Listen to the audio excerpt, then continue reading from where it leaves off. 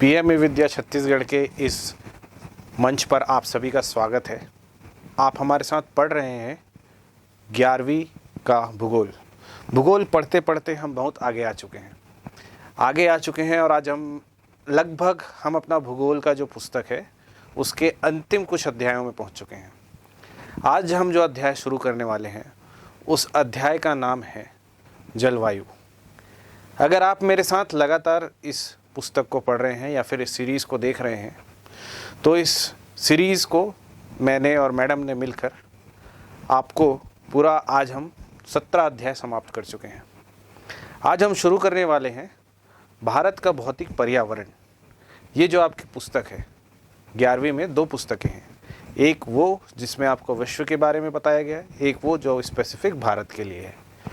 आज हम जो पढ़ने वाले हैं वो भारत के भौतिक पर्यावरण इस पुस्तक की, मतलब आपकी जो दूसरी पुस्तक है उस पुस्तक के अध्याय 18 को अगर आप देखेंगे तो ये आपकी इकाई 9 का हिस्सा है। इकाई 9 में अध्याय 18, इकाई 9 के अंतर्गत 2 चीज़ें आपको पढ़नी है, जलवायु एवं प्राकृतिक वनस्पति। इसमें से आज हम जो पढ़ने वाले हैं वो होने वाला है क्या? जलवायु। आज जलवायु पढ़ने से पहले, आज इस जलवायु को हम जब पढ़ें उससे पहले भी आप लोगों को विश्व की जलवायु और उसके वर्गीकरण और उससे संबंधित जो अन्य कंसेप्ट हैं, उनसे संबंधित जो अन्य अवधारणाएं हैं, उन सभी अवधारणाओं से आपको परिचित कराया जा चुका है। तो आपको यहाँ पर अवधारणा निर्माण में आपको वो समय नहीं लगेगा, क्योंकि आप अगर बीती कक्षाओं को अगर आप पढ़कर आए हैं तो मैडम ने आपको बहुत अच्छे से समझाया है और मुझे नहीं लगता कि उसमें किसी भी प्रकार की आप लोगों को शंका आई होगी। फिर भी अगर बीती कक्षाओं में अगर आपको कोई शंका है तो आप हमसे संपर्क कर सकते हैं। इसके अतिरिक्त आज हम जो शुरू करने वाले हैं वो है आपका भारत की जलवायु। भारत की जलवायु विषय को मैं आप लोगों को आज पढ़ाने वाला हूँ। ये जो टॉपिक होने वाला है, ये टॉपिक किन किन अपने बिंदुओं से होकर गुजरेगा, इन बिंदुओं पर एक बार हम नज़र डाल लेते हैं। तो सबसे पहले देखेंगे क्या हम, आप लोगों को जो दिखाई दे रहा है मौसम एवं जलवायु, जो आपका टॉपिक का नाम है वो टॉपिक यही है। इस टॉपिक के अंतर्गत हम देखेंगे इसको प्रभावित करने वाले कारकों के बारे में। प्रभावित करने वाले कारकों के बाद हम देखेंगे क्या, जो हमारी जो स्थानीय जो अलग अलग मौसमी घटनाएं हैं उन सभी मौसमी घटनाओं को समझेंगे। वर्षा ऋतु हो चाहे ग्रीष्म ऋतु हो, उन सभी समय में मौसम कैसा होता है उसको समझेंगे, ठीक है ना। फिर हम इसके जो अलग अलग समय में जो इसके वितरण होते हैं उन विवरणों को समझेंगे और वितरणों को समझेंगे, ठीक है ना। भारतीय मानसून को समझेंगे। फिर भारतीय मानसून की क्रियाविधि, मतलब वो आता कैसे है, वो जाता कैसे है, मतलब मानसून का आना और मानसून का जाना, ये दोनों हम समझने वाले हैं। फिर हम समझने वाले हैं क्या कि मानसून का वितरण किस प्रकार से होता है।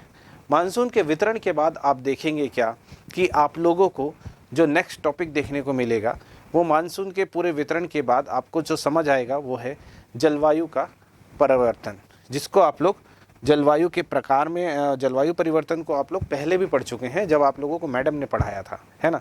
उस समय पे हम इसको वैश्विक स्तर पे पढ़े हैं। अभी मैं जो आप लोगों को पढ़ाऊँगा ये भारत के संदर्भ में होगा, ठीक है। तो ये आप लोगों को पूरे जो अध्याय है उसकी रूपरेखा होने वाली है। अध्याय पूरा पढ़ने के बाद जिस प्रकार से हम अभी तक अध्याय पूरा करते आ रहे हैं, हम आपको अध्याय के बाद अध्याय के जो प्रश्न उत्तर हैं जो एनसीईआरटी में दिए हुए हैं उन प्रश्न उत्तरों को हम हल भी करेंगे। उसके उत्तर आपको कहाँ से मिलते हैं? उसके उत्तर आपको इन्हीं लेक्चर सीरीज से मिलते हैं जो हम आपको पढ़ाते हैं।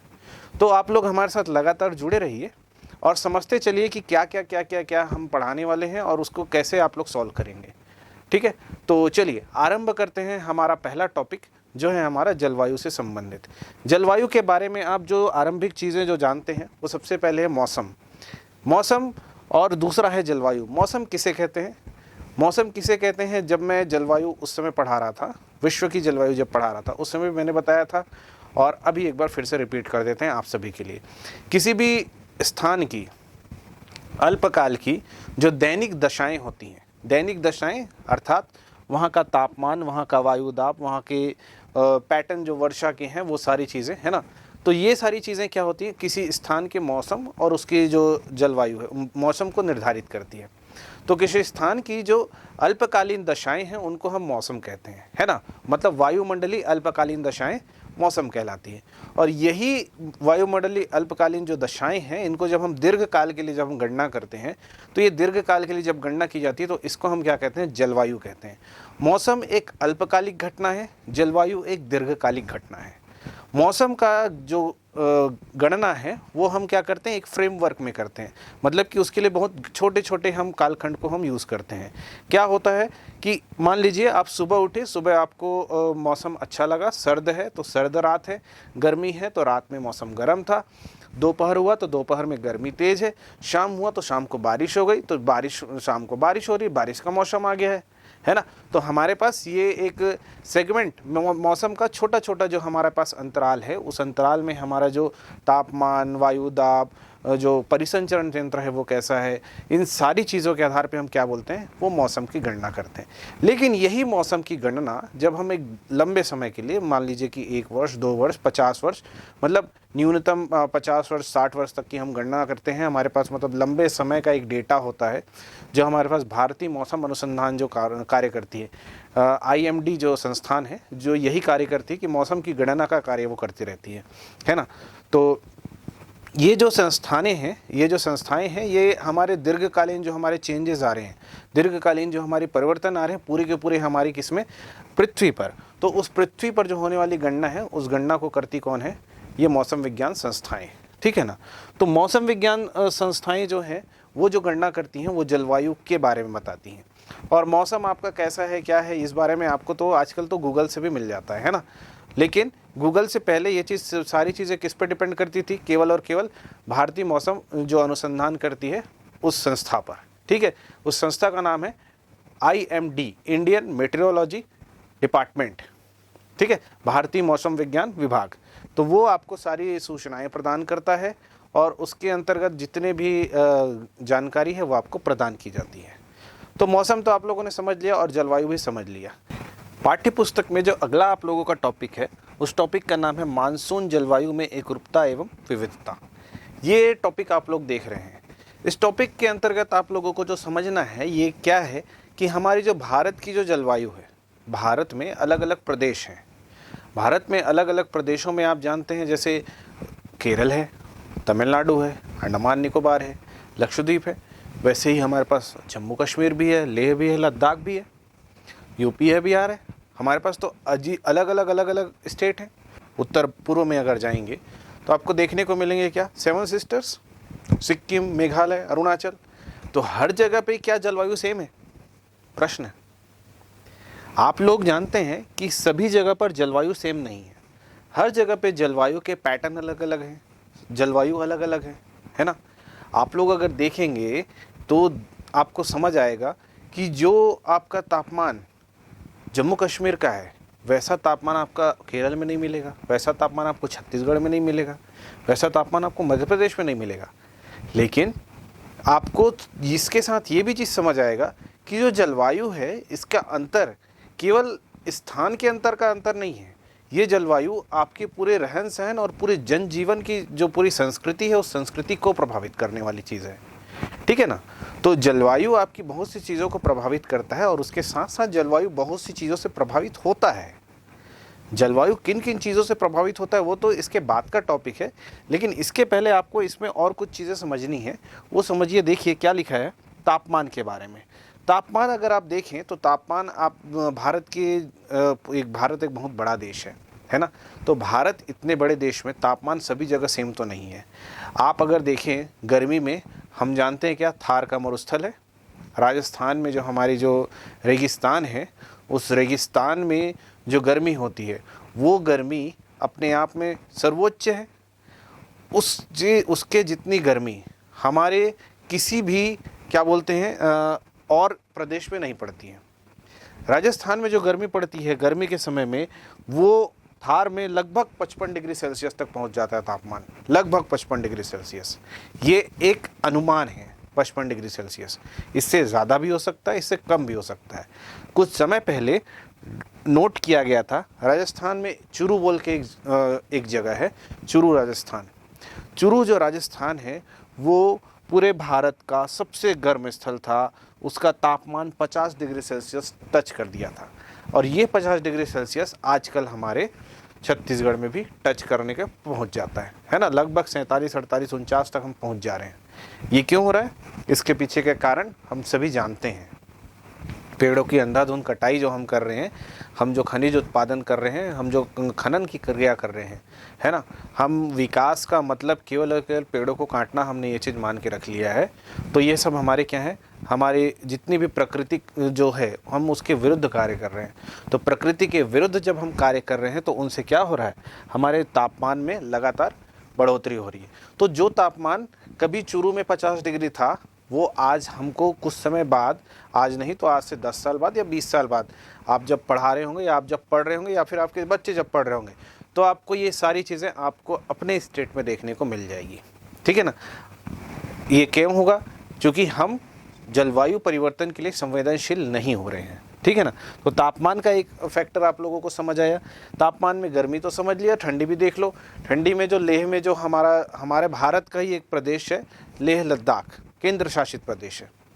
केंद्र शासित प्रदेश की राजधानी लद्दाख, उसकी राजधानी है लेह।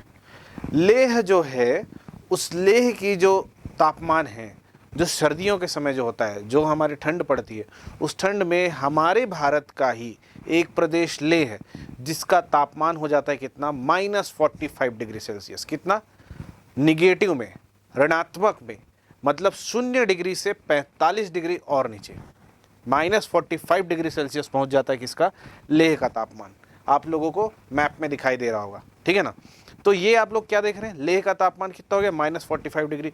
उसी -45 डिग्री जिस समय पे लेह में -45 होता है, उसी समय पे हमारे केरल, तमिलनाडु, छत्तीसगढ़, इन सब में क्या हो रहा है, कहीं छत्तीसगढ़ में तो मतलब जब वहाँ 45 है तो हमारे यहाँ लगभग 3, 4, 7 चलता रहता है ना। और हमारे अगर दक्षिण भारत में हम चले जाएं, जब हम केरल और तमिलनाडु की बात करें, तो उन जगहों पर क्या हो रहा है, उन जगहों पर क्या हो रहा है कि उस जगह पे मतलब हमारे उत्तर भारत से लेकर दक्षिण भारत तक में कितना बड़ा अंतर आ जाता है तापमान मात्र में। वहाँ -45 डिग्री सेल्सियस होता है।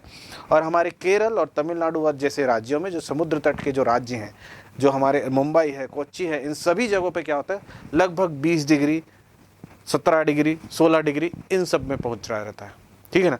मतलब आप समझ लीजिए कि हमारे मात्र प्रदेश, हमारे एकमात्र भारत की जलवायु में कितना बड़ा डिफरेंस होता है पूरे के पूरे एक दिन के मौसम के तापमान में। एक ही दिन में हमारे भारत में 45 डिग्री सेल्सियस भी होता है और एक ही दिन में हमारे भारत में 20 डिग्री सेल्सियस भी होता है। ये जो तापमान का जो अंतर है, इतना बड़ा जो अंतर है, इस अंतर से क्या क्रिएट होता है, मैंने आप लोगों को विश्व की जलवायु पढ़ाते समय आपको ये चीज़ बताया था कि तापमान के अंदर से आपको क्रिएट होता है क्या, पूरा का पूरा एक वायु परिसंचरण तंत्र। और ये जो वायु परिसंचरण तंत्र है, ये आपके मौसम को प्रभावित करने वाली चीज़ों में से एक है। ठीक है। इसके बाद अगर आप देखें तो आप लोगों को अगला जो देखना है वो क्या है, वर्षा। वर्षा आप लोग जानते हैं कि वर्षा हमारे यहाँ भारत में दक्षिण पश्चिमी मानसूनी हवाओं से वर्षा होती है। नहीं जानते हैं तो भी अब मैं बता रहा हूँ, ध्यान रखेंगे। तो हमारे यहाँ भारत में वर्षा कैसी हो रही है, दक्षिण पश्चिम मानसून वर्षा हो रही है। कुछ वर्षा इस तरीके से होती है, हमारे मतलब अरब सागर से होती हुई जो हवाएं जा रही हैं उससे वर्षा हो रही। कुछ वर्षा जो पछुआ पवने हैं उनके कारण होती है, उनके कारण जो वर्षा होती है वो वर्षा अलग है ना। कुछ वर्षा हमारी बंगाल की खाड़ी से जो हमारे तटीय क्षेत्रों में होती है वो है। तो हमारे यहाँ क्या है, वर्षा आपको लगातार देखने को मिल रही है। और वर्षा के अलग अलग डायरेक्शन है, अलग अलग जो दिशाएं हैं, उन सब के कारण हमको क्या, वर्षा प्राप्त होती है। अब ये जो वर्षा है, इस वर्षा की जो प्राप्त होने की जो दर है, क्या ये दर सभी जगह पे सेम है? दर कहने का मतलब कि क्या सभी जगह पे समान प्रकार से वर्षा हो रही है? आप लोग अगर देखेंगे तो हमारा जो पश्चिमी घाट वाला एरिया है, जब दक्षिण पूर्वी मानसून आ रहा है, दक्षिण पूर्वी मानसून के लिए पश्चिमी घाट एक दीवार की तरह कार्य करती है। और मैंने आप लोगों को जलवायु का जब अध्याय पढ़ा रहा था, जब विश्व जलवायु पढ़ाया, तो मैंने उस समय बताया कि अगर किसी भी तट के समानांतर अगर कोई पहाड़ी श्रृंखला है, अगर कोई पठार है, कोई पहाड़ी श्रृंखला है, तो क्या होगा, उस तट के जो ओर है, उस तट की ओर पवनाभिमुख जो ढाल होती है, उस ओर क्या होती है, वर्षा ज़्यादा होती है। ये मैंने आप लोगों को बता चुका हूँ। अगर आप लोग नहीं जानते हैं तो इसको एक बार पिछली वाली जो हमारी क्लास है उस क्लास में जाके विश्व की जलवायु वाले क्लास में आप इसको रिवाइज कर लेंगे, ठीक है ना। विश्व में जलवायु, वर्षा, इन सबको मैंने पढ़ाया है, उस समय पे भी आप देख सकते हैं, और साथ साथ आपको इसको मैडम ने भी आपको एक्सप्लेन किया हुआ है, तो आप उस चीज़ से भी इसको समझ सकते हैं, ठीक है। तो विश्व की जलवायु में हम जब पढ़ रहे थे तो मैंने आपको बताया था पवनाभिमुख ढाल की ओर क्या होती है, वर्षा होती है।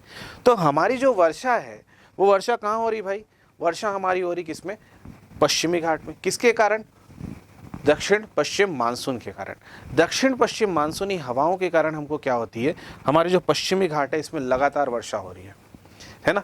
तो ये जो वर्षा है, ये वर्षा हमारी दक्षिण पश्चिम मानसून की सबसे सर्वाधिक वर्षा है।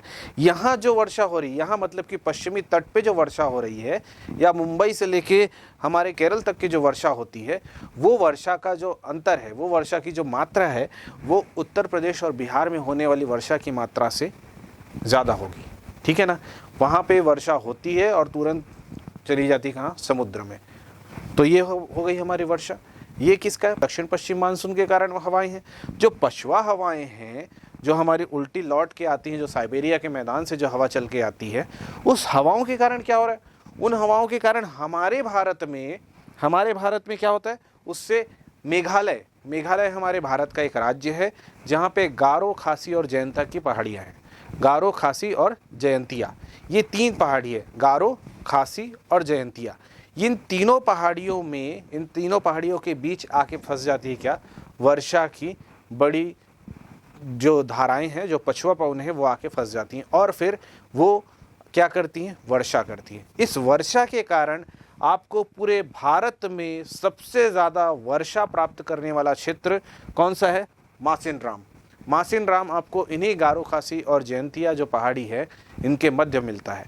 यहाँ आपको जो वर्षा देखने को मिलती है, ये वर्षा कितनी है, साल में, एक साल के अंदर वहाँ पे 1080 सेंटीमीटर वर्षा होती है। आप लोगों को वर्षा का अनुमान नहीं है, लेकिन मैं आपको बताता हूँ। आप लोगों के घर में आप लोग जो पानी भरता होगा, उस पानी का जो दर होता है ना, वो मुश्किल से अगर आपके घर के बाहर जो रोड है, जो आप जिस घर एरिया में रह रहे हैं, जिस एरिया में रह रहे हैं, अगर आप एक समान भूस्थल पे रह रहे हैं, मतलब आप मैदानी क्षेत्रों में रह रहे हैं, मतलब रायपुर, बिलासपुर, दुर्ग, भिलाई, इन सभी जगहों पर रह रहे हैं, तो अगर यहाँ पर 10 सेंटीमीटर वर्षा हो जाए, ढंग से वर्षा, लगातार रौद्र रूप से वर्षा हो जाए, तो आपका जो पूरा घर है वो पानी से भर जाता है। ये होती है 10 सेंटीमीटर वर्षा में, ठीक है ना। 20 सेंटीमीटर में पूरा हर किसी का आप लोग देखते हैं। फिर 20 सेंटीमीटर में क्या है, न्यूज़ रिपोर्टर उतरते हैं किस पे, घर घर जाके वो लोग क्या करते हैं, रिपोर्टिंग करते हैं कि यहाँ पे घर में पानी घुसा, घर के पलंग उड़ गए, यहाँ पे फ्रिज उड़ गया, है ना। सारी चीज़ें जो आप देखते हैं, ये सब 20 से 25 सेंटीमीटर तक की कहानी है। इतनी ही वर्षा को हम क्या बोलते हैं, मूसलाधार वर्षा या जल जमाव वाली वर्षा बोलते हैं। इतने में हमारा पूरा जनजीवन अस्त व्यस्त होने के लिए इतना पर्याप्त है। और ये 25 सेंटीमीटर वर्षा की बात हो रही है ना, और इससे ज़्यादा 1080 सेंटीमीटर वर्षा किसमें दर्ज होती है, मासिन राम में अकेले दर्ज होती है। मतलब जितना पानी मासिन राम पूरे साल भर झेलता है, उतने पानी को झेलने के लिए आपको नहीं, सही में 25 को आप कितने गुणा करेंगे, 25 गुणित 4, 100 और उसके बाद 0, 40 साल में आपके शहर में, आपके मैदानी क्षेत्रों में जितना पानी गिरेगा, उससे उतना पानी मासिन राम अकेले एक साल में कैरी करता है। समझ आ रहा है। ये हमारे यहाँ वर्षा का वितरण है। मतलब हमारे मैदानी क्षेत्रों में जो वर्षा हो रही है वो वर्षा कम है, और हमारे कुछ स्पेसिफिक क्षेत्रों में हमारे पास वर्षा बहुत ज़्यादा है। और वैसे ही मतलब ये एक ड्रास्टिक चेंज, ये मतलब कि एक क्या कहना चाहिए, एक प्रकार का बहुत बड़ा उतार चढ़ाव है ये, है ना। और वैसे ही आप लोग देखेंगे क्या कि राजस्थान जो हमारा क्षेत्र है, राजस्थान जो भारत के पश्चिमी एरिया में पड़ता है, यहाँ पर जो वर्षा हो रही है और इसके कंपैरिजन में पूरे भारत में जो वर्षा हो रही है वो वर्षा अलग ही है ना।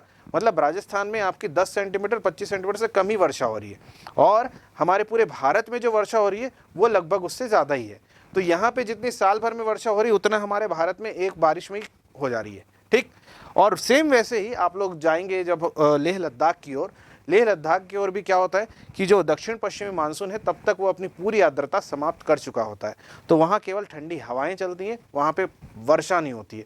तो वहाँ पे भी जो वर्षा का स्तर है वो बिल्कुल शून्य की अवस्था में रहता है, एकदम 0 सेंटीमीटर तक पहुँच जाता है, 10 सेंटीमीटर से नीचे रहता है वहाँ पे।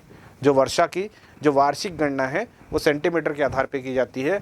वर्षा मापने का एक यंत्र होता है जो परख नली की नुमा होता है। उस परख नली में जैसे जैसे वर्षा का पानी भरता है उस पानी की गणना की जाती है।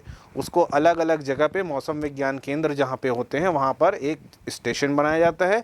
उस स्टेशन में आप रख देते हैं क्या, परख नली को या फिर वर्षा मापी यंत्र को। ठीक है, आप वर्षा मापी यंत्र समझ लीजिए, उसको अभी हम उसको अलग नाम नहीं देंगे। वर्षा मापी यंत्र, उस यंत्र में जितने पानी आपकी भरते हैं, जितना पानी आपका भरता है एक बारिश के अंदर, एक दिन के अंदर, उसकी गणना हम करते हैं। ठीक है ना, वो चीज़ हम बताते हैं क्या कि भारत में मतलब भिलाई में इतनी वर्षा हुई, रायपुर में इतनी वर्षा हुई, भोपाल में इतनी वर्षा हुई, दिल्ली में इतनी वर्षा हुई। ये सब हम कैसे बताते हैं, नापने के बाद बताते हैं, ऐसे कोई अनुमान नहीं लगाता है। ठीक है ना, तो ये हम क्या वर्षा को हम बता पा रहे हैं। वर्षा से हमारा क्या पूरी जलवायु, अब आप देख लो कि एक जगह है हमारे भारत में जहाँ पे पानी ही नहीं गिर रहा है, मतलब हमारे लेह लद्दाख वाले इलाके में पानी ही नहीं गिर रहा है। हमारा जो मेघालय का जो क्षेत्र है, जो हिमालय की जो शिवालिक हिमालय के नीचे की जो पहाड़ियाँ हैं, उन जगहों पे क्या हो रहा है भाई, उन पे लगातार पानी गिरते ही जा रहा है। उन पे लगातार क्या हो रहा है, वर्षा हो रही है, मतलब वहाँ पानी रुक ही नहीं रहा है। कुछ हमारे क्षेत्र हैं जहाँ वर्षा एकदम प्रॉपर मात्रा में हो रही है, लेकिन कुछ जगह ऐसी हैं, मतलब जो वृष्टि छाया क्षेत्र का जो कंसेप्ट मैंने आपको बताया था, उसकी जो अवधारणा बताई थी, उस अवधारणा के आधार पे आपको लातूर महाराष्ट्र में एक जगह है ना, हमारे छत्तीसगढ़ में मैकल पहाड़ियों के पीछे की जो जगह है, उन जगहों पे क्या हो रही है, वर्षा ही नहीं हो रही है, वर्षा ही नहीं हो रही है ना। तो उन वर्षा नहीं होने के कारण क्या होता है, वहाँ पे सूखा पड़ता है। ठीक है, वहाँ पे सूखा पड़ता है, और वो सूखा क्या है, वो सूखा हमको पूरा मतलब कि पूरे जनजीवन को खराब कर दे रहा है ना। तो हमारी जलवायु, हमारे पूरे भारत में, इतना बड़ा भारत है, उस पूरे भारत में अलग अलग जलवायु तापमान के आधार पे है, वर्षा के आधार पे है, पवनों की गति के आधार पे है। तो इन सब की अलग अलग विविधता होने के बावजूद भी हमारे पास पूरा भारत एक कैसा जलवायु प्रदेश है, ये जब पूछा जाता है तो भारत कैसी जलवायु है, भारत एक उष्णकटिबंधीय मानसूनी जलवायु है। भारत उतने बड़े पूरे भूभागीय प्रदेश में अलग अलग जलवायु जो हो रही है, इसके बावजूद भारत को हम उष्णकटिबंधीय मानसूनी जलवायु के अंतर्गत देखते हैं। ठीक है ना, तो अब हम देखते हैं क्या भारत की जलवायु को प्रभावित करने वाले अलग अलग कारकों को स्पष्ट रूप से अब हम पढ़ते हैं। ठीक है, इस कारकों को एक बार मैं आपको सूचीबद्ध कर दूं, कारकों को आप लोग ध्यान रखेंगे क्या क्या कारक हैं, उसके बाद हम इसको एक्सप्लेन करते चलेंगे। सबसे पहले कारक है आप लोगों के अक्षांश। अक्षांश जो है वो आपकी जलवायु को किस प्रकार प्रभावित करते हैं वो बताएंगे। फिर आप लोगों का क्या है, हिमालय के पर्वत की अवस्था, हिमालय पर्वत आज जहाँ पर है उसके कारण भी हमारी जलवायु में प्रभाव पड़ता है, तो वो हम बताएंगे आपको। फिर आपको बताएंगे क्या जल और स्थल का जो वितरण है ना, और जल और स्थल का जो वितरण है उस वितरण के कारण क्या हो रहा है।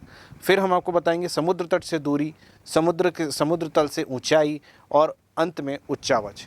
ये जो कुछ बड़े बड़े हमारे जो प्रभाव हैं, मतलब कुछ जो बड़े बड़े कारक हैं जिनके कारण हमारी जलवायु पर प्रभाव पड़ता है, उन सभी की चर्चा करेंगे।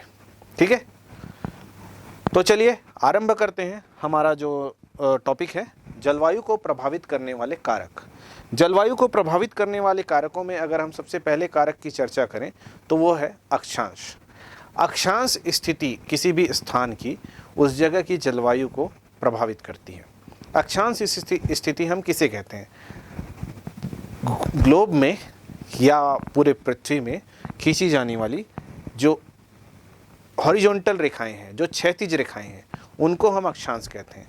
0 डिग्री अक्षांश को हम भूमध्य रेखा कहते हैं, 23.5 डिग्री अक्षांश को हम कर्क रेखा कहते हैं, मतलब उत्तरी गोलार्ध में, और दक्षिणी गोलार्ध में जाएं तो 23.5 डिग्री अक्षांश को हम मकर रेखा कहते हैं। ठीक है ना, तो ये क्या हुआ, हमारे पास अलग अलग रेखाएं हैं, और फिर 66.5 डिग्री आपका जो शीतोष्ण एरिया शुरू हो जाता है वहाँ से, और 90 डिग्री क्या है आपकी ध्रुवीय अक्षांश है। तो इन अक्षांशों का क्या है अलग अलग प्रभाव पड़ता है। और वैसे ही भारत में भारत का फैलाव कहाँ से कहाँ तक है, 8 डिग्री 4 मिनट से लेकर 37 डिग्री तक है पूरा, है ना। तो ये 37 डिग्री तक जो हमारा इतना लंबा जो फैलाव है, 8 डिग्री 4 मिनट से लेकर 37 डिग्री तक की जो फैलाव है, इस फैलाव को अगर हम देखें तो यहाँ से हम 8 से लेके 37 मतलब 8 to 37 हमारे पास लगभग 29 डिग्री का एक्सपांसन है, 29 डिग्री का हमारा अक्षांशीय विस्तार है लगभग, है ना। तो ये जो लगभग 29 डिग्री का जो हमारा अक्षांशीय विस्तार है, इस अक्षांशीय विस्तार से एक चीज़ मैंने आपको बताई थी जब विश्व जलवायु पढ़ा रहा था उस समय पे, कि अक्षांश में जैसे जैसे आप ऊपर जाते जाएंगे आपको क्या मिलते जाएगा, आपको तापमान में अंतर समझ आता जाएगा, ठीक है ना। तो तापमान में अंतर से आपको अक्षांश के कारण क्या होगा, अक्षांश के कारण ही आप मतलब आपकी अक्षांशीय अवस्था ही आपके तापमान को प्रभावित करती है, आपके स्थल के जो वायु दाब हैं उसको प्रभावित करती है, इससे होने वाली जो मौसमी घटनाएं हैं उसको भी प्रभावित करती कौन है, आपकी अक्षांशीय अवस्था। तो अक्षांश के कारण क्या होता है, पहला जलवायु हमारी प्रभावित होती है, ठीक। उसके बाद देखते हैं हमारा दूसरा पॉइंट है क्या, हिमालय पर्वत की अवस्थिति। हिमालय पर्वत की अवस्थिति भारत के जलवायु को कैसे प्रभावित करती है। हम क्या जानते हैं कि हिमालय पर्वत का जो विस्तार है वो पूरे भारत से बाहर भी है। आप हिंदू कुश पर्वत से लेके आप पूरे हमारे अरुणाचल प्रदेश, नागालैंड, जो मणिपुर, मिजोरम तक की जो हमारे पूरे इतिहास है, इसके साथ पूरा हम क्या बोलते हैं, हमारा जो भौगोलिक जो हमारा इतिहास है वो क्या कह रहा है कि हमारा जो बंगाल की खाड़ी में स्थित अंडमान निकोबार की जो द्वीप समूह है वो भी किसका हिस्सा है, वो भी हिमालय का ही हिस्सा है ना। हम ये चीज़ पढ़ते हैं। तो हिमालय कहाँ तक है, हिमालय पूरा अंडमान निकोबार भी आज जो हम देखते हैं द्वीप समूह वो भी हिमालय का ही हिस्सा है। लेकिन हम केवल हिमालय के आज जो बर्फीले जमे हुए क्षेत्र को ही अगर हम गणना करें तो हम हिंदू कुश पर्वत भी हम नहीं जाते हैं। चलो हम रहते हैं कहाँ, भारत में हम शुरू करते हैं पामेर की गांठ के नीचे से पूरा, मतलब जो हमारी पहाड़ियाँ हैं उन पहाड़ियों को ही अगर हम गणना करें, मतलब धौलाधार से लेके अगर हम पूरा यहाँ हमारे मणिपुर की तक की पहाड़ियों में आ जाएं तो इन पहाड़ियों के जो स्थिति है वो स्थिति क्या करती है, हमारी जलवायु के लिए हमारी जो भारत की जलवायु के लिए एक अनुकूल परिस्थिति पैदा करती है। भारत दुनिया में एकमात्र ऐसा देश है जिसके पास 4 महीने की गर्मी, 4 महीने के बरसात और 4 महीने की ठंड पड़ती है। हमारी जितनी भी भूगोल की समझ है वो समझ ये कहती है कि किसी भी भौगोलिक क्षेत्र के पास इतनी शानदार जो भौगोलिक विशेषता है वो है नहीं।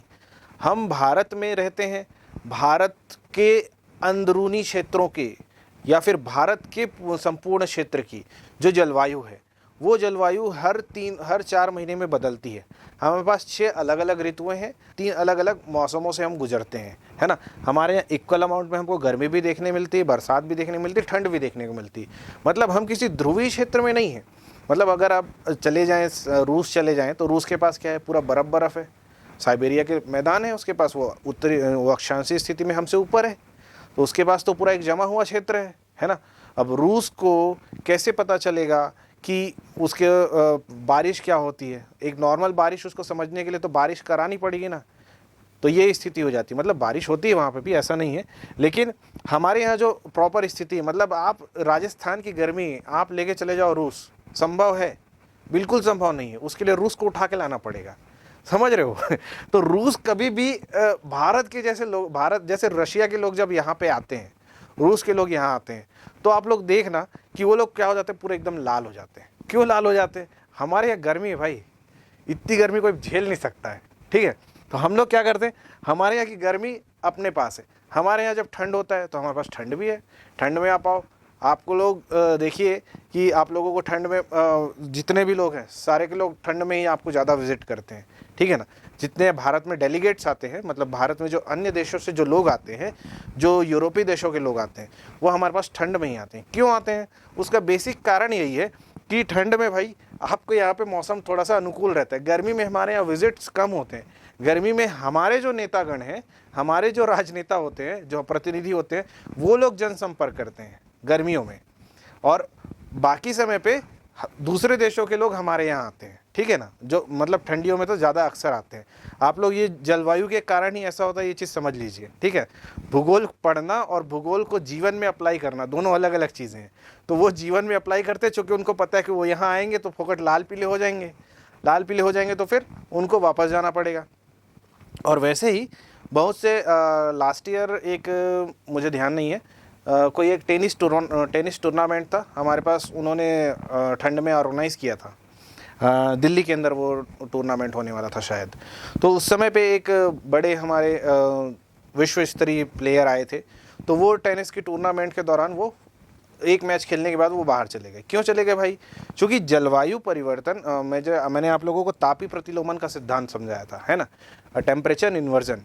तो उस सिद्धांत के कारण क्या हुआ, उस सिद्धांत के कारण दिल्ली के ऊपर ठंडियों में क्या होती है, पूरी की पूरी जो बादल है वो जम जाते हैं। वो बादल मतलब कि सारी जो गैसेस हैं उनको पास होने नहीं देता है। तो दिल्ली के अंदर प्रदूषण ज़्यादा हो जाता है ठंड के समय में, और उस प्रदूषण में खेलना उस व्यक्ति को, या फिर उस जो व्यक्ति जो बाहर से हमारे विदेशी नागरिक जो आए थे, उन व्यक्ति को उचित नहीं हुआ, है ना। उनको मतलब कि वो चीज़ बहुत ज़्यादा डिग्रेडिंग लगी, तो वो फिर वापस चले गए, है ना। ये क्या है? ये जलवायु के कारण है। आप लोगों को जलवायु के जो स्थिति है, अब वहाँ पर जो लॉक करने की जो कंडीशन आई वो हिमालय पर्वत की है। हिमालय पर्वत से दिल्ली बहुत पास पड़ता है और उसके आगे हवा सरक नहीं सकती, तो वहाँ से हवा का फैलाव होता नहीं है ना। हवा का फैलाव नहीं होता है, तो इस कारण क्या होता है कि हवा वहाँ पे धीरे धीरे रुकना शुरू कर देती है, और वही हवाएं जो रुकती हैं, उन रुकने वाली हवाओं के कारण आपको मध्य प्रदेश से लेके दिल्ली तक में थोड़ी थोड़ी जो बारिश देखने को मिलती है। दिल्ली में जो बारिश मिलती है, उस बारिश के पीछे अरावली और दूसरा आपका हमारी हिमालय, इन दोनों का बड़ा योगदान है, ठीक है ना। अरावली दिल्ली में जाने के बाद कुछ इस तरीके से शेप ले लेती है, तो अरावली का क्या होता है, उसमें जाके थोड़े से बादल फंस के रुकते हैं और उससे हिमालय की ओर टर्न होता है, और उसके बाद फिर हिमालय में वर्षा होती है। समझ आया?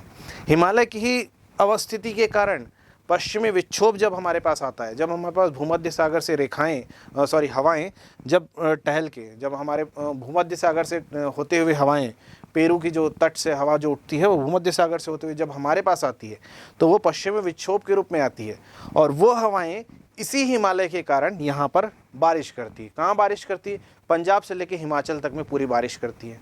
कब करती है?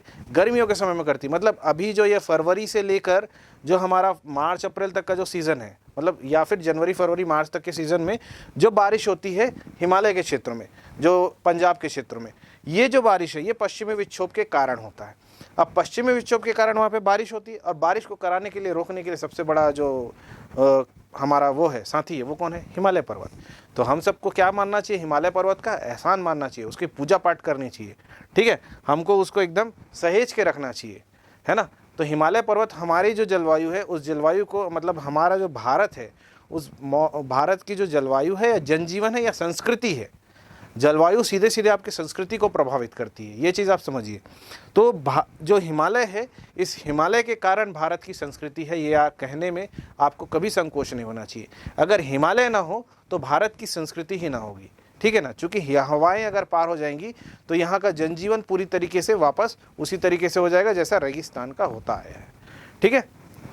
चलिए नेक्स्ट आप लोगों का तीसरा जो टॉपिक है, तीसरी जो प्रभावित करने वाली जो तत्व है, अगर आप जल और स्थल के वितरण को देखेंगे पूरे भारतीय जो उपमहाद्वीप है, इस महाद्वीप को अगर आप देखें, उस उपमहाद्वीप को अगर आप देखें, तो आप देख पा रहे हैं कि यहाँ मैप में देखिए, आप देख पा रहे हैं कि हमारे पास हमारा जो भारत है वो 3 ओर से जल से घिरा हुआ है। अरब सागर, हिंद महासागर और बंगाल की खाड़ी। इसके छोड़ हमारे पास सदानीरा नदियाँ भी हैं, हिमालय से निकलने वाली नदियाँ हैं, मौसमी नदियाँ भी हैं, जो मौसमी जो बारिश होती है उसके कारण जो नदियाँ बनती हैं वो। तो इन सब के कारण हमारे पास जो जल ग्रहण क्षेत्र है वो एक ठीक ठाक मात्रा में हमारे पास है। जल क्षेत्र की अपेक्षा स्थल क्षेत्र, भारत के लिहाज से जल क्षेत्र की अपेक्षा जो स्थल क्षेत्र है उसका जो अनुपात है वो कैसा है? वो कम है। मतलब हमारे पास जल क्षेत्र ज़्यादा है और स्थल क्षेत्र एज़ कम्पेयर टू हमारे जल क्षेत्र कम है। तो दोनों की जो अगर हम तुलना करें तो ये पहली बात तो स्थल क्षेत्र कम है और जल क्षेत्र ज़्यादा है। दूसरा, स्थल जब उसमें सूर्यताप पड़ता है, जब उसमें सूर्य की किरणें पड़ती हैं तो वो जल्दी गर्म हो जाता है। किसकी तुलना में? पानी की तुलना में। हमारे जो महासागर है उसको गर्म करने में समय लगेगा भाई। आपको कढ़ाई में पानी गर्म थोड़ी ना करना है, पूरा का पूरा महासागर गर्म करना है। तो वो उस अमाउंट को, उस जगह से पानी को गर्म होने में समय लगता है। मतलब जितनी तेज़ी से, जितना जो ताप है सूर्य का वो समुद्र में पड़े और जितना उतना ही ताप हमारी भूमि पर पड़े तो हमारा भूमि जल्दी गर्म होता है। तो इसके कारण वायु के अलग अलग क्या होती हैं? पेटियाँ निर्मित होती हैं। वायु के अलग अलग दाब क्रिएट होते हैं और जिनसे हवाएं चलती हैं, और हवाओं के चलने से क्या होता है? आपके मौसम में परिवर्तन होता है, और मौसम के दीर्घकालीन परिवर्तन आपको क्या दिखाती है, जलवायु के परिवर्तन को समझाती है। ठीक है ना। तो आप लोगों को जो हमारा स्थल और थल का जो वितरण है वो असमान वितरण होने के कारण क्या है, हमारे यहाँ जलवायु भी उस प्रकार से देखी जाती है। ठीक है। तीसरा, उसके बाद चौथा देखें आप, समुद्र तट से दूरी। समुद्र तट से जो स्थान जितना दूर है वहाँ पे उतनी ज़्यादा जो जलवायु है वो समुद्र तट की अपेक्षा थोड़ी सी गर्म होती जाएगी। ठीक है। लेकिन जैसे जैसे हम अक्षांश में ऊपर जाएंगे तो वो ठंडी होती जाती है, हम अगर ऊंचाई में ऊपर जाते जाएंगे तो वो ठंडी होती जाती है। तो ये सब क्या है भाई, कि हमारी जो समुद्र तल से दूरी है, उन दूरियों के आधार पे भी आपको क्या देखने को मिलता है, जलवायु में अंतर देखने को मिलता है। मान लीजिए कि आप कहाँ पे स्थित हैं, आप मुंबई में रह रहे हैं, आप गोवा में, आप कोंकण में रह रहे हैं, आप गोवा में रह रहे हैं, इन जगहों पर आपको कैसी हवा मिल रही है, यहाँ पे आपको एकदम समान टाइप की जलवायु मिलेगी। मतलब यहाँ पर जो लोग हैं उनको ज़्यादा फर्क नहीं पड़ता है। ठीक है ना।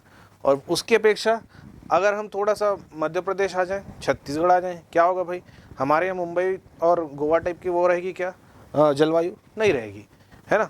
और वैसे ही अगर आप विशाखापट्टनम चले जाएं, आप कोरोमंडल तट पे चले जाएं, आप चाहे रायलसीमा चले जाएं, कहीं पे भी चले जाएं, आप जो इस हमारे जो पूर्वी तट है, इस पूर्वी तट के जो भी क्षेत्र हैं, इन क्षेत्रों की जो जलवायु है वैसी जलवायु हमारे जो छत्तीसगढ़ है इसकी नहीं हो सकती है। तो हमारा जो जलवायु है वो समुद्र तट की दूरी के आधार पर भी वो अलग अलग होता है। ठीक है। फिर हम अगला पॉइंट देखते हैं। अगला पॉइंट हमारा जलवायु को प्रभावित करने वाले कारक, अगला पॉइंट है हमारा समुद्र तल से ऊंचाई। कोई स्थान जितना ऊंचा होगा उसमें ठंडी उतनी ज़्यादा होगी। मैंने आपको बताया कि प्रति 165 मीटर ऊपर जाने पे 1 डिग्री सेल्सियस क्या हो जाता है जी, नीचे हो जाता है। ये मैं आप लोगों को जब जलवायु की अवधारणा बता रहा था उसी समय बता चुका था, है ना। तो जो 165 मीटर ऊंचाई पे मान लो जाए कि आप और मैं रह रहे हैं, कहाँ पे, आप और मैं रह रहे हैं विशाखापट्टनम में। विशाखापट्टनम क्या है, समुद्र तल से एकदम पास है, हम वहाँ पे रह रहे हैं। ठीक है ना। उसकी तुलना में हम पहाड़ों में रहते हैं, शिमला में रहते हैं। चलिए अब सोच ही रहे हैं तो शिमला सोच लेते हैं, नहीं तो फिर और लेह लद्दाख भी सोच सकते हैं। हालांकि चाहे तो हम लोग कैलाश भी सोच सकते हैं, हमारी इच्छा है, हम जहाँ सोचना चाहे सोचना ही तो है, अच्छा सोच लेते हैं, है ना। मान लो जाए हम समुद्र तट पे रह रहे हैं विशाखापट्टनम में, और दूसरा हम रह रहे हैं कैलाश पे। कैलाश आप सभी जानते होंगे, मानसरोवर या फिर माउंट एवरेस्ट। माउंट एवरेस्ट तो आप सब जानते हैं। अब इसको अगर नहीं जानते तो फिर आपको भूगोल की क्लास को त्याग देना चाहिए। ठीक है, पूरा पढ़ाई लिखाई त्याग देना चाहिए अगर माउंट एवरेस्ट को नहीं जान रहे तो हमारा विशाखापट्टनम, एक हमारा समुद्री एरिया और एक हमारा माउंट एवरेस्ट। विशाखापट्टनम की जो गर्मी है का जो तापमान है और माउंट एवरेस्ट का जो तापमान है वो कैसा है, अलग अलग है। तो ऊंचाई के साथ साथ हमारा क्या होता है, जलवायु भी चेंज होते जा रही है ना। ऊंचाई के साथ एक तो तापमान घट रहा है, तापमान के कारण क्या होता है, तापमान जलवायु को प्रभावित करने वाला एक कारक है। ये तो मैं कई बार बता चुका हूँ, है ना। तो इसके कारण क्या होता है, हमारे तापमान में भी अंतर होता है। ठीक क्या। फिर है हमारा उच्चावच। उच्चावच मतलब कि आपकी जितने भी ऊंची ऊंची पहाड़ियाँ हैं या फिर ऊंचे ऊंचे स्थल हैं उनको उच्चावच की श्रेणी में देखा जाता है। ठीक, उच्चावच ये चीज़ हो गया। अब इसका प्रभाव क्या होता है भाई जलवायु में। मान लीजिए कि हमारे पास हिमालय ना होता, मान लीजिए हमारे पास पश्चिमी घाट ना होता, मान लीजिए हमारे पास पूर्वी घाट ना होता, पूर्वी घाट की जो पहाड़ियाँ हैं वो ना होती, है ना। तो पूर्वी तट में जो पहाड़ियाँ हैं या पश्चिमी घाट है, इन दोनों के होने के कारण क्या होता है, इन दोनों के होने के कारण अपने अपने क्षेत्र में लोग पानी गिरा रहे हैं। ठीक है, जो हवाएं हैं वो इन पहाड़ों से टकराती है और पानी गिराती हैं, जिसके कारण जलवायु वहाँ का वैसा रहता है ना। अब हमारे यहाँ अगर वो चीज़ ना हो, अगर हमारा पश्चिमी घाट हम हटा दें तो क्या होगा, पश्चिमी घाट हटाने से क्या होगा, पूरा का पूरा पश्चिमी घाट हटा दो और इधर से पूर्वी घाट हटा दो, हवा सीधे पास हो जाएगी, हवा कहीं रुकेगी ही नहीं। ऊंचाई हमारी जो उच्चावच है वो हमारी जलवायु को प्रभावित करती है। कैसे, जब वो हवाओं को रोकती है जिसके कारण वर्षा होती है। ठीक है, आई होप आप लोगों को ये पूरा चीज़ समझ आया होगा जो हम लोग समझ रहे थे भारत की जलवायु को प्रभावित करने वाले कारक के बारे में।